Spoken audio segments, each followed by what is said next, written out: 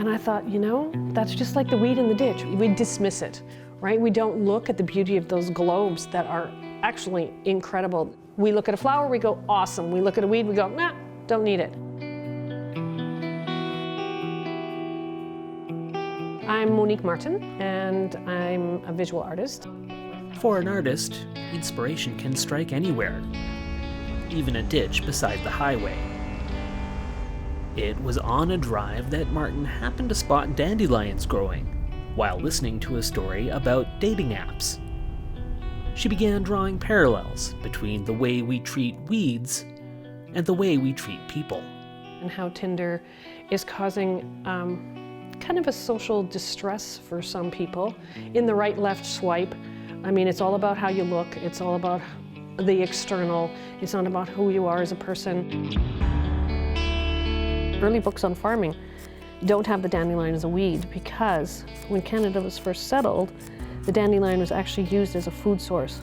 And it's an excellent food source and has all these great things about it.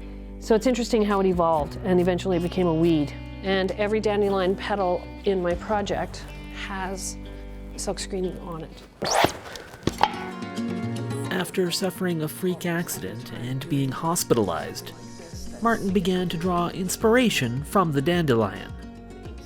She says their strength and resiliency helped her to recover and inspired an art project.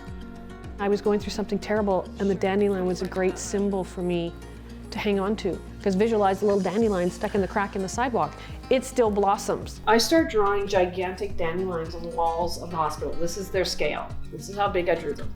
And my room was covered in papers 6 feet tall. And then I could use this tool. The project was named Critical Pieces, a reference to the fact that Martin illustrated the dandelions by breaking them down into individual components. Each piece is a critical piece in each human. And something you don't like about yourself, somebody else absolutely loves.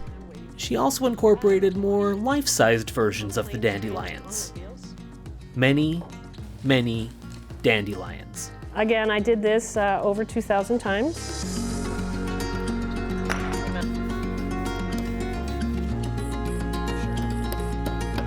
There are about 25,000 leaves inked both sides.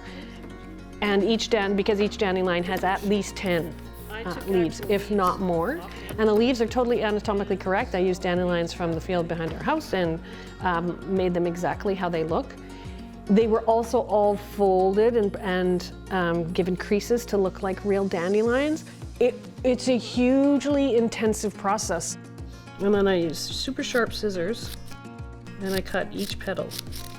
I did them on trains, I did them on planes, hotels. I left little bits of paper all over the world so that, you know, people wondered, why are all these little yellow bits of paper on the floor? That was me. And like seeds on the wind, the exhibition continued to travel after the work was completed, as it was sought by galleries around the world. In the United States, it was part of an exhibition about racism in Grand Rapids, Michigan, and it was curated from all over the world, and they brought 30 artists together, and my dandelions were just set on the ground looking like they were growing there. And that was very exciting. And then there was one in Guelph where they put them in a window and you could see them through the window. And it was beautiful. In San Francisco, they were on the ground. Different places have approached the exhibition in different ways. I don't think about, when I'm creating something, how am I going to sell this?